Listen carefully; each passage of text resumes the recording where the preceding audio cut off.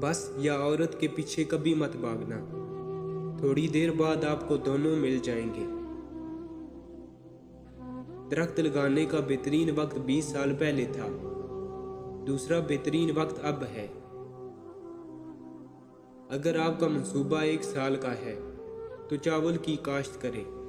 अगर आपका मंसूबा 10 साल का है तो दरख्त लगाएं।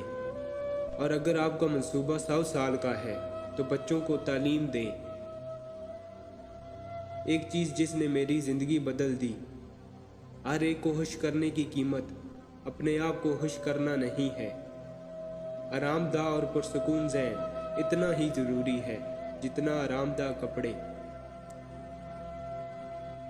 मैं हमेशा सोचता हूँ कि परिंदे एक ही जगह पर क्यों रहना चाहते हैं जबकि वो ज़मीन के किसी भी हिस्से में जा सकते हैं। फिर यही सवाल मैं अपने आप से पूछता हूँ। कश्ती इसलिए नहीं डूबती क्योंकि वो समुद्र में होती है, डूबती तब है जब वो पानी को अपने अंदर दाखिल होने देती है। हर सुबह बिस्तर बनाना आपके ज़हन को सुकून देता है क्योंकि छोटी छोटी चीज़ें कामयाबी के एहसास को जन्म देती हैं। आपके पास जो सलीयत है इन्हें इस्तेमाल करें। अगर परिंदे अपनी आवाज़ देना बंद कर दें तो जंगल बहुत खामोश हो जाएगा।